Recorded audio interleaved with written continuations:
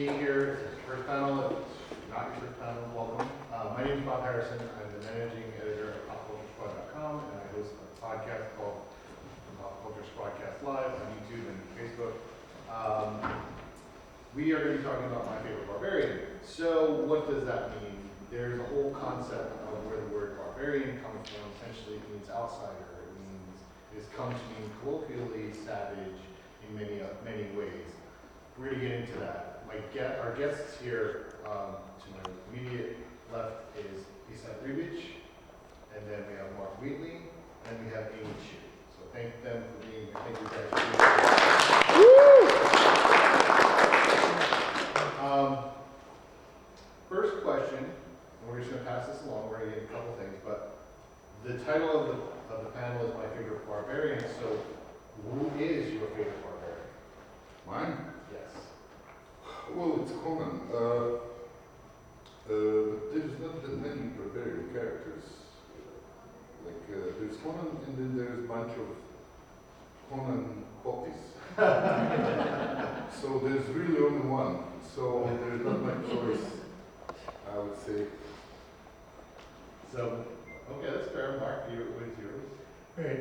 So, since I'm on the Robert E. Howard Foundation board, and I'm doing all the covers for the new editions, the ultimate editions of Robert E. Howard's works, I have to choose the Robert E. Howard character, and actually, Conan is a copy of Kull. That's true. Yes. So, but he's an original too. Yeah. So, I mean, it's got to be either Kull or Conan. So, I'll do Kull just to be some variety. To spite us. Yeah. Okay, I'm going to say it's not Conan because I know, right? So I wrote 28 issues of Red Sonja, and that particular arc was inspired by what I thought was the most stupid episode of Conan. Do you remember? There's in like the 70s, there's a story where Conan goes through some time portal and ends up in New York City in the 70s. Does anyone remember that? Yeah. Where he ends up, I think, dating a taxi driver, and and he becomes a pimp. Yeah. So right, yeah. So that's what I'm saying. I thought for Red Sonja, I'm like, she would never do that. She would just be super badass and be like, okay, this is just another magical world. Let me go slay Kulan Goth, right? So it wasn't Conan just because of that. I respect Conan for the other arcs, but so I'm not going to say Red Sonja because I gave it a lot of thought. You gave me enough time to think about it. I think it has to be Gru. The Wanderer. I think he is the best barbarian for a lot of reasons. He's the all ages barbarian, first of all, right? So, right? Would you agree? Okay. So I mean that's a good answer. Like that part of I put together a small short list of famous barbarians in pop culture. There's Conan, Red Sonja, Tarzan in many ways, Fafred, Claw, Gru was on that list. Asterix, Thundar, the barbarian, and Nicole as well. Where's his name? So I struggled with that. That is a good question. So is He-Man a barbarian or is he just a muscle man? Like, is there something about being a barbarian? He rides a battle cat. Come on. I'm not saying you're wrong. Is there something particular about being a barbarian, or what does it? I'll come back to that. The actual question that I want to ask is, why do we love stories about barbarians? Can I start? Yeah. Okay, so before the civilization, everybody was barbarian, so that means nobody was barbarian. Once civilization started, it started kind of distincting itself from everything else by calling everybody else barbarians. What was meant by that exactly, it's not clear because some of those people were like nomads and living pretty much in the Stone Age while there were already some civilization around them somewhere. Some had their own civilization, but it was far away. So a lot of people who got called barbarians were that just because, for example, they weren't Greek or Roman.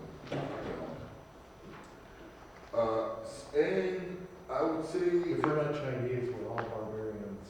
Exactly, yeah. Yes. That's right.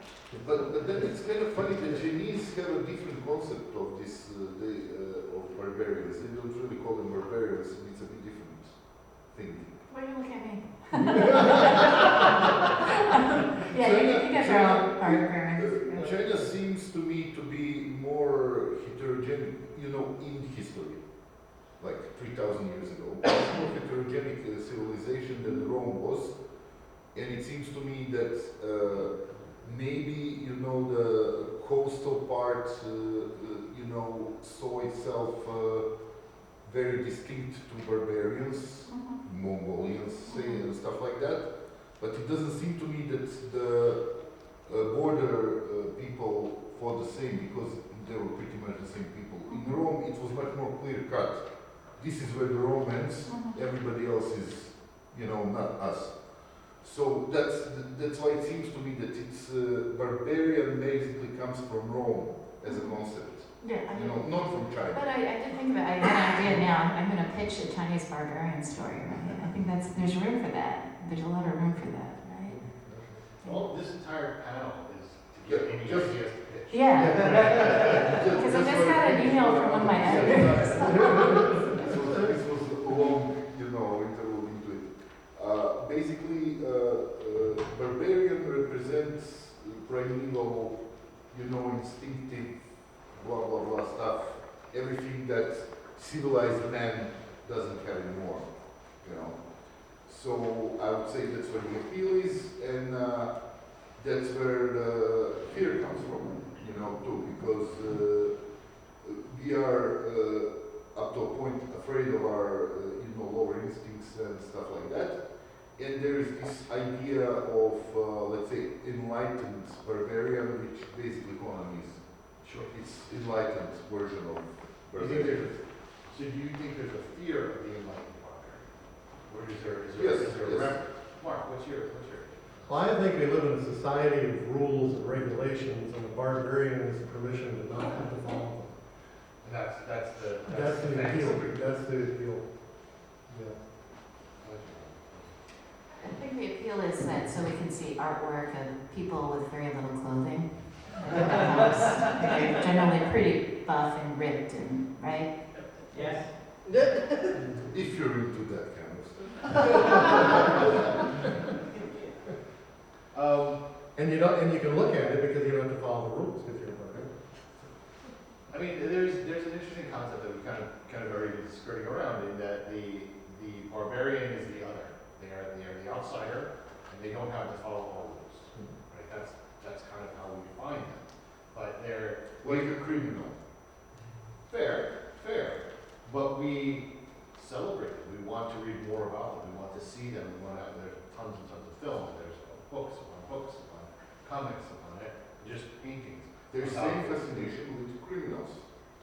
It's very similar, in the response of a wider society to those people. So, are you saying that our love of barbarian is enabling our love of criminality? No. The point is just that criminal is basically very similar to barbarian in that regard, where it's like they don't follow the rules and blah blah blah, but they live among us. So main difference between barbarian concept and criminal is barbarian comes from somewhere else, somewhere where people don't have internet, So Amy, I want to question you. So do you think that there's a concept where we look at the barbarian or the outsider, and we want them to be more like us? Do you think that there's a concept there? Oh, no, I think we want to be more like them. I think there's that aspect of we want to go back to that primitive state, right? The idea of reading or watching these shows is to give us permission to be kind of, like what we like cowboys or whatever that archetype is going to Yosemite. We of course, like my kids like watching, I find it really funny that they like watching The Office. right? And which is what, from the 90s? But they don't want to be working in the office. They don't want to be those characters. They can laugh at those characters. Whereas I think there is something romantic about that kind of lifestyle, I guess. That's why I was literally thinking of pitching a barbarian story, like more nomadic or something like that, that sort of, riding on horses with weapons and doing things, and not wearing a lot of clothing. Well, I mean, it's not just about barbarians either. I mean, you're talking about creating a whole world, a whole fantasy that steps outside of our current existence. So. Mark, do you? Romance, it comes from romantic movements anyways, sword and sorcery and that kind of stuff. So Mark, I want you to start first, but everybody can please join in. Do you approach writing barbarian or sword, sorcery, sandals stories differently than approaching something with a modern urban side? Like, is there something you do differently in your mind as you approach that? So the only barbarian stories I wrote were parodies of barbarians. It was Skulltime, and we were just pushing it to the limit. And so but we did create a world, and we did, have to. I mean, it doesn't work unless you really work out the world. So you think there's an inherent challenge with having to make sure you define a world that's not easily understandable to the reader, right? No, I mean, I don't know. The tropes are. One of my favorites in history was Jirel Jory, and she had a fantasy world that was defined in such a vague way that almost anything was possible, but the mood and atmosphere was everything, and almost anything became believable when it was introduced, and that may be my favorite way. Any writer who wants to jump right into writing, that's a great way to do it. But I know that Howard certainly worked out his world to an degree. I think Wagner works out his theme. But the barbarian stories I've read that I thought failed were the ones where there was very little thought put into the world building. And the world building sometimes has science fiction elements which are weird because they're actually more contemporary elements, but they're introduced into a primitive setting, so they become fantasy and science fiction. So, the more world building, I think, the better barbarian. But No communicators in front. Yeah, I would say so because basically the characters themselves are quite ridiculous, but when you put them in, it makes sense. right. And of course, if you do start introducing a pistol along with a sword, then you've got sword and fang stuff. I'm not sure that. I mean, it's a bit of a civilization going on there, so maybe it's a barbarian. What do you think? I think the world part is super important. I don't think people necessarily realize how much of a problem sometimes it is to write. Even getting your characters from point A to point B, right? Is there a horse? Is there a car? Are they walking the whole way? That's pretty boring, right? And we usually only have 20 pages to get there. So some of that really requires a lot of thought in terms of how people move around. That's why sometimes it's easier to throw Red Sonja through a portal and she ends up in present-day New York, and then I have more options. But it's not something I would normally put her in. She has to go back. It's not her natural state. Yeah, so what besides the setting, what is another challenge to building or creating in with a barbarian story? Like, are there challenges that are different from things that are otherwise? I don't know. I find it easy. I think magic, but I find magic hard because it needs to make sense. You can't just conveniently find a spell. There should be some kind of system to the magic. magic, and that I find really challenging. I'm doing that right now. I'm like, look, I got to invent the whole thing. I can't just pull it out of, a hat. There has to be some kind of, There's no tension. I mean, if you don't have any limits, right. there's no tension. Exactly. That's the problem. So I'm currently on Emma Frost, right, where people are like, oh, she's the most powerful telepath. There has to be limits. It can't be like she can read every single thought all the time. So my thing is she has to at least get a migraine, right? I mean, there has to be a limit. Otherwise, it's not as interesting, right? And then, so it's barbarian magic. You sort of, we can just have magic, but, right, there has to be some thought behind how that spell and the length, the origin of the spell, right? I'm already, it's sorry a problem for me. No, that's fair. I have questions for the artists here. And when you're working in a world where there isn't photo reference, what guides you in terms of the limits of accoutrements and what the characters look like in terms of battle axes or things? Do you look for reference and then build on that? What is the major? No, I don't. The major point of doing the stuff like this is that you don't have to worry about reference. You just, shit it out. The thing is this, I try to make it look as naturalistic as possible. Okay. I like history, so I will, I read up a lot on early civilizations and stuff like that, and especially the area that Robert E. Howard put his Conan in. There was actually a tribe called Cimmeria in southern Russia, eastern Ukraine, like 4,000 years ago. A lot of that stuff is kind of it's kind of funny. During the Cold War era, there wasn't a lot of archaeological communication between archaeologists in the West and East. So for a lot of Western ones, it was kind of surprise when they find basically they invented the state coach and wheel there, not south. But at the same time, they were seen as the barbarians to early civilizations, that were down south and stuff like that.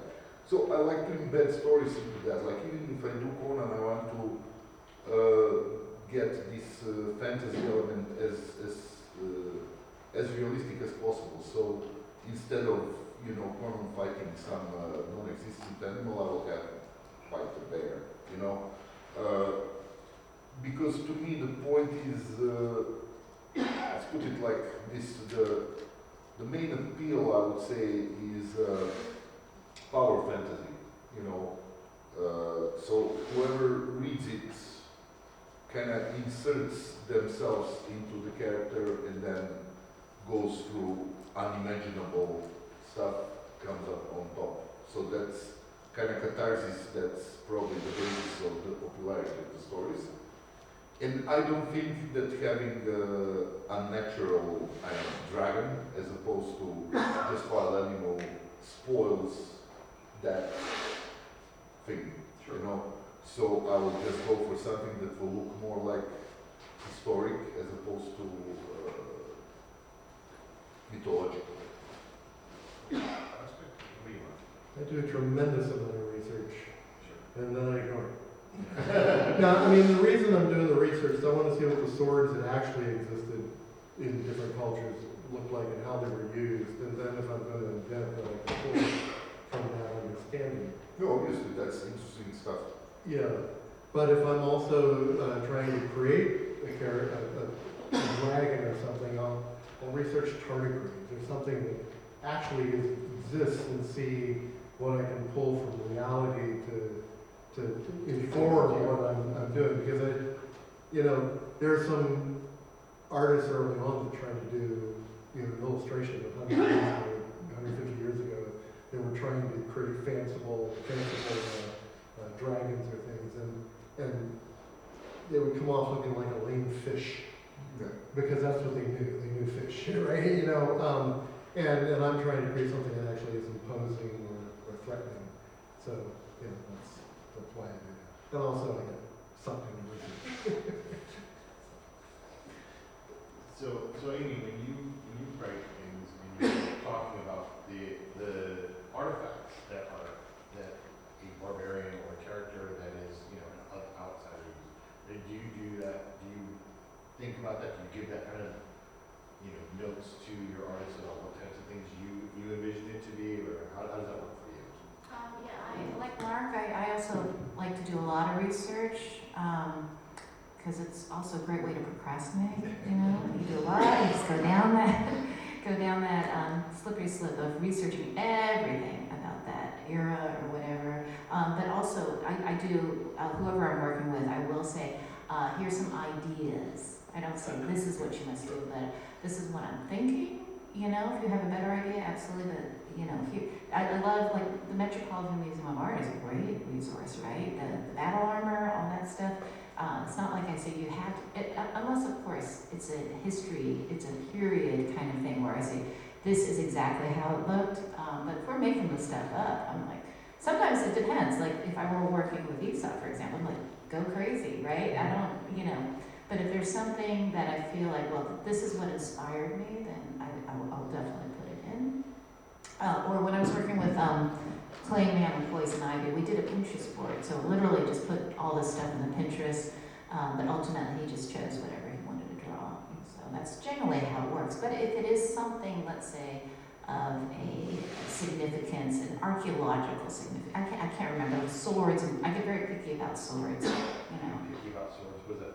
Well, it means that I will say that it's this kind of sword. You know, I don't care about the inscription per se, but it is this kind of sword because there are rules. You know, what that sword is made of needs to sort of fit that era, in my opinion, right? So there's a little bit of that. Yeah. Picky about swords and stuff? Not really. Swords are tools. If you wanna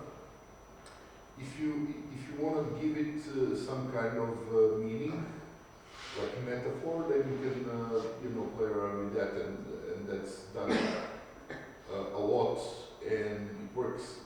But for most part, swords are tools. You know, you just use it for certain things. You use X for something else, and it doesn't have to be flashy.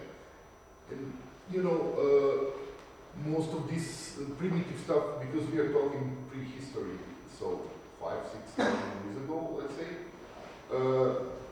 is not like earliest stuff that exists is the stuff that was never used in a battle. You know, the early Damascus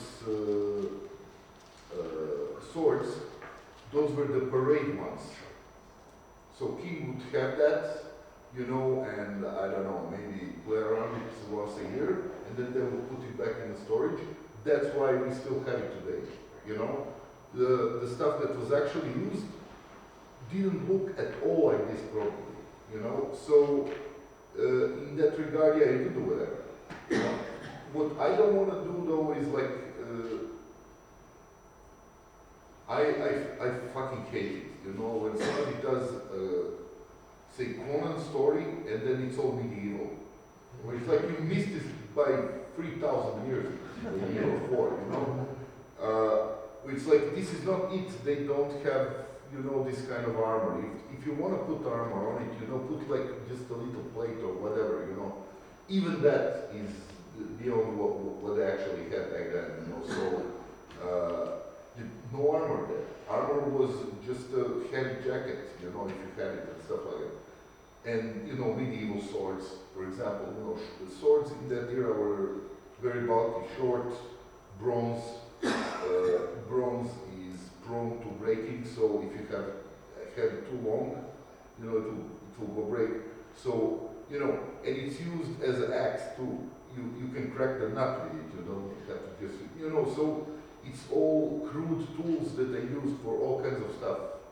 Not very elaborated, you know, like stuff. I mean, we all like the Conan movie, you know, but those swords are completely unrealistic.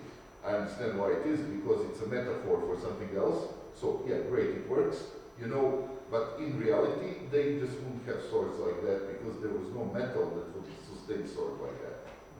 Right, that's fair. So you definitely don't get picky about swords. No, I just come up with something that looks menacing enough.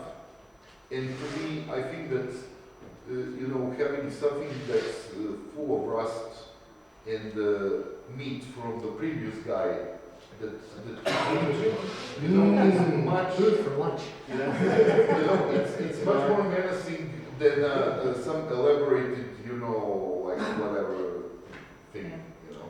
So I agree. I think that's great. I want to kind of go back. We talked about this earlier, but I kind of want to go back to is the story of the barbarian just a continuation of the hero's journey that we've been talking about in Western at least mythology back from Beowulf and beyond? Is that what we want? Is that why we do this?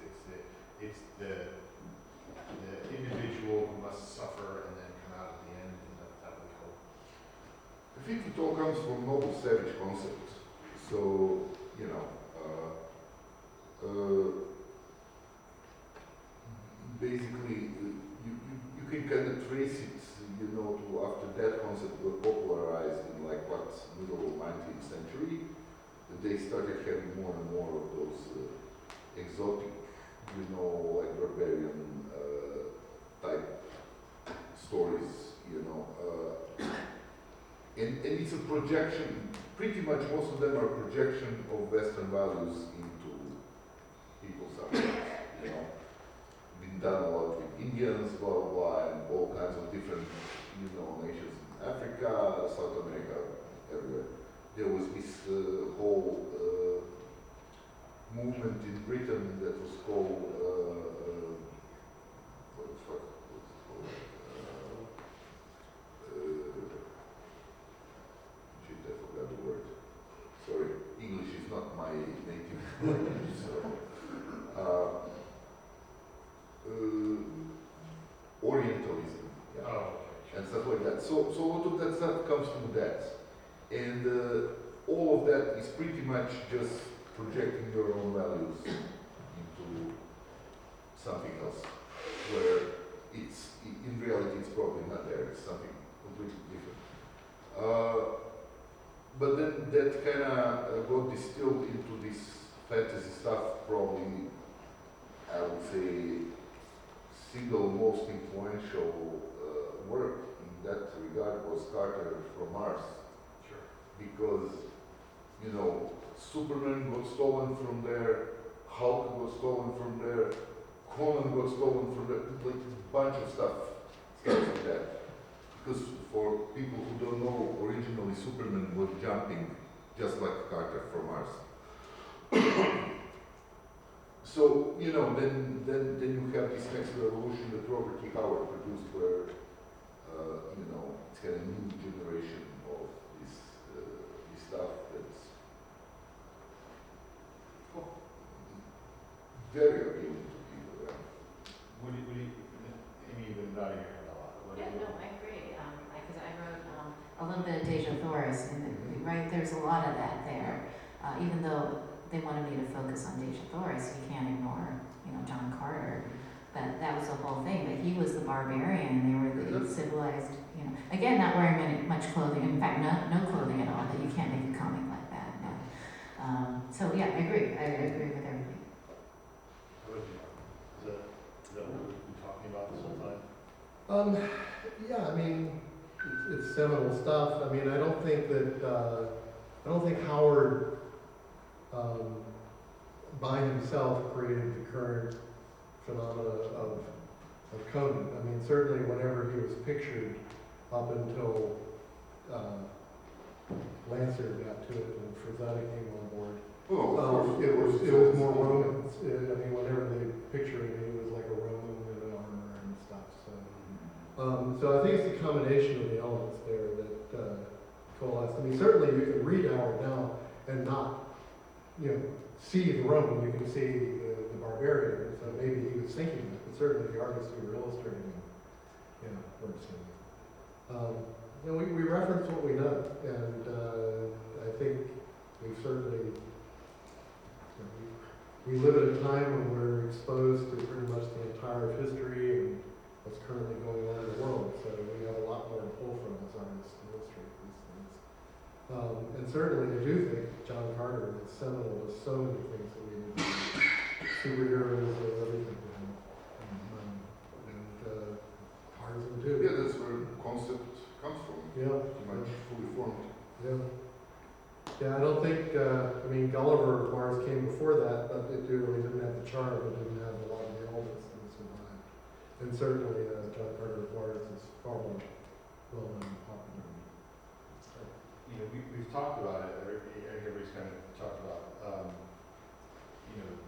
Robert Howard and his work and how it has inspired this,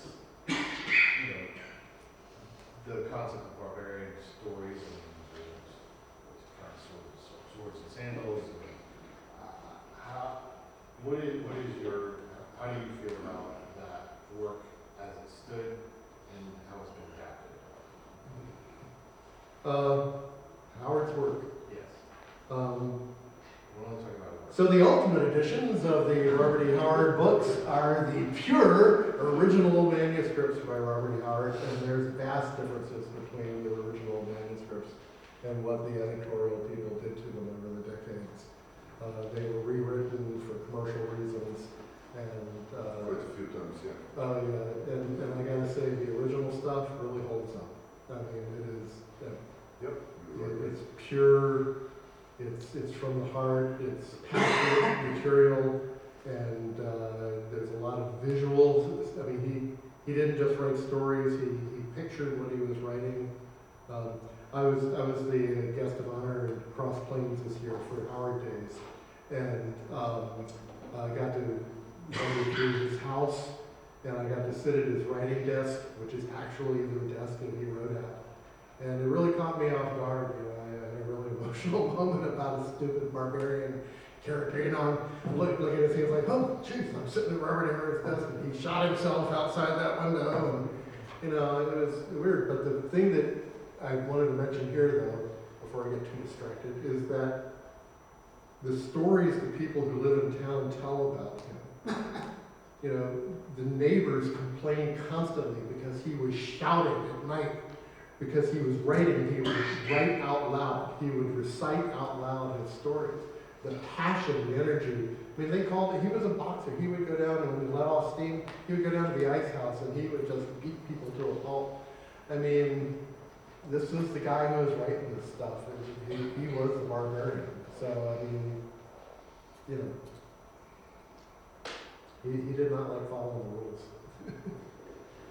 What about you? Well, I was just thinking, wow, that's amazing that you sat at his desk. Yeah. That's crazy. Yeah, they pulled the little rope aside. Oh my God. Okay. But there is also that mythology. It is a little bit of mythology, like the writer's desk, right? I mean, it's going to be really a letdown if you all want to know, I write at Panera, So you're like, oh, wow, where did she write Days of Thor? At Panera, But this is why we love the mythology. The reality is really something. 5 years from now, people will be clustered around your table up in your Right. And the coffee's not that great. But you do what you have to do. We have time for a couple of questions. Does anybody have anything they want to ask these guys? So, would you say that barbarians are made or born? For whom is that? I'm sorry, for a panel. Well, obviously born. Because if you belong to a civilization, you are born as a civilized person, even if you're a slave in it, But the guy who was born in the woods, that's the barbarian. I do think you can make a barbarian, right? I mean, the 80s, Barbarians at the Gate, the book, right? That there was a sort of allure of trying to be that kind of persona. And they were all oiled up, yeah. You know, Misfits, you know. I mean, there's the posers, you know, I mean, Would you put Michael Moorcock's Eric of Melebony as a barbarian, or? no, Elric was very civilized, decadently civilized. Okay. There are some other barbarians in those books, but Yes. the main character is not barbarian. He's anti, yeah. You know, Yeah. It's an interesting question though, because there are people who will disagree with these folks. no. There was a preparation I had to do for this, and I looked through lists of people, and Elric was there, and I'm like, that doesn't work. I agree.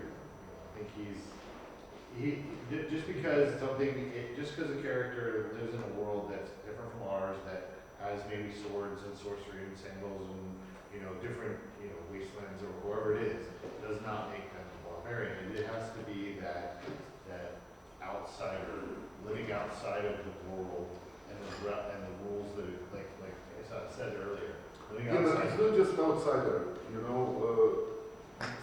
it has to be the other, noble Yeah. savage. Yeah, the noble side. I mean, It's when hard Conan to is, as well. Yeah. I mean, when Conan Conan is is the king, same. is he still a barbarian? Probably Sorry? not. Is Conan its king? Oh, Is he no. still a barbarian? Sorry, I agree. And Kull, I mean, with Kull, he struggled with it. I mean, he still felt the barbarian, right? He still felt overcome by the barbarian motives, but he was still having to rule. So, I mean, he become civilized. Look, I would say once you are part of pyramidal, structure, social structure, wherever on it, you're not a barbarian anymore. So when you become a king, no. Yeah. So when are you going to have Conan be resurrected, a la Captain America, coming out of an ice floe in Siberia or something? Since I don't, bring the That'll be character to modern. Jurassic Park 12. Okay. We've had Conan, John Carter of Mars, Boffer and the Grey Mouser fought Wonder Woman. A lot of these characters have appeared in comics. Is there a barbarian or sword and sorcery hero who hasn't that you'd like to see in comics? Tyrell of Joy. Ooh. Do we consider any of the warriors in Tolkien to be barbarians? How much do you like hobbits? No, it's all very medieval Romance stuff. It's as far from even the evil is basically representing industry, which obviously Tolkien thought it was barbaric, but it's very organized and hierarchical, so there's no barbarians there. And actually, Tolkien recognized that what Howard was doing was unique and original. Sure. He acknowledged that Howard's work was something new and different. Any other questions? How do you go about creating the enemy of the barbarian that he must defeat, or he or she must defeat? Is there any thought processes of that? Yeah, it's civilization. I mean, would you base it on, like, the barbarian, what the barbarian must accomplish to become or to further his barbarianness? Or do you just say the bad guy and this person on the list gotta go get him? Is there any thought process? Sure, I mean, almost any story involves contrast, right? So, you take the qualities of the character in any story and you put them against something that's contrasting to that. Put them in a nasty situation, an uncomfortable situation. And in this case, Conan the Barbarian versus red tape.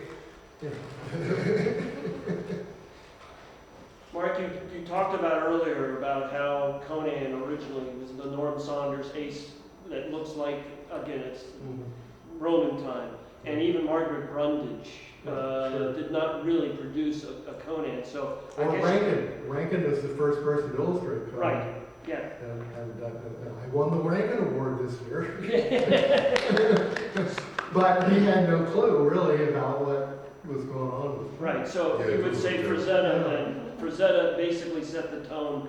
Well, you know, we give Frazetta credit There's for a J. Allen St. John before him who was better, Oh, yeah. but Frazetta was definitely, like, that's it, and everything before that you can forget. Okay, so Frazetta was leaning heavily on advice from Roy Crinkle. And certainly Crinkle had put a lot of thought into this.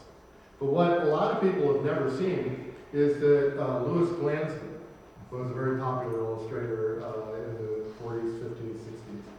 And he was the first artist approached by Lancer to do the covers for the Conan books. And he didn't get the gig, but I saw the painting he had done for the first book. And it's not that different than what Frazetta did. It's a different, it's closer in on the figure of Conan, but he's still the barbarian. He looks like Conan that Frazetta did, but the inner life, the attitude, you can just see civilization in his face. Whereas Frazetta actually managed to communicate the barbarian. Yeah. Kind of like the no press books then. Yes. There's a Viking book that Glansman illustrated that he did a better job of. Would we have the modern physical form of the barbarian as we know in the story without weightlifters and bodybuilders like Arnold Schwarzenegger, and even the generation before him? Because I think the image of the barbarian physically takes a lot of resources to grow the kind of figures which. That's what we call it fantasy. It is, of course, fantasy, but that fantasy had to come from something. Yeah. Well, the thing with those, as I said, like a lot of it has to do with the power fantasy. So if that's the content really of those stories, then you have to have protagonists who defies not just civilization but nature itself by having a huge bicep that's impossible in the woods, you know, because if you ever seen, if you go to Appalachia and see how people who live in woods look, that would be a realistic Conan, you know, probably no teeth and all the other stuff. So yes, that's it's completely artificial, but I think the appeal on those things goes with the artificiality and naturalism on the other hand, you know. Yeah, not to mention just, oh, it's only a flesh wound. Now we'll heal right up. Yes. A lot of the media fantasy, including like every fucking war movie that you saw, nobody ever reloads a gun. So, you know, same thing. All right, thank you guys, thank you for being here. Thank you guys. We got one more question. I'm sorry. Go ahead, yes. You said the natural enemy of the barbarian is civilization. What about sorcery, or is civilization an aspect of sorcery? Sorcery represents decadence in most of the stories, so civilization is usually equated with the birthplace of decadency. Sorcery usually requires reading, and reading is civilization. There you go. Nice. Yeah. Good point. Yeah. Absolutely. Thank you. Thank you for that. Thank you for all your questions. Thank you. Tell everybody where you are so they can come see you. And also from my perspective, anybody, if you, as you're down on the floor, you talk to creators and you see Hero Initiative buckets on their tables, please feel free if you have a dollar or two to spare to donate to that, because it goes to a really good cause. Where are you at? What table you at? Oh, Ashley, where are we? Over where the Street Fighter thing is going on right now. Okay, that's fair. Street Fighter. 2311. I'm at booth 116, and we have the Breathtaker art show from the Northern Rockwell Museum on display there. There's a lot of original artwork you can see. It looks really cool. And I'm close to Mark, I'm at 108. I never felt closer to you. We're spiritually close. Actually, that's true. We never really talked about barbarians that much. I don't have much Red Sonja at my table, but if you go to any vendor and find, I'm happy to sign anything that I actually wrote. So I didn't say earlier, but this is my favorite barbarian. Bobby the Barbarian. Thank you guys. I think everybody.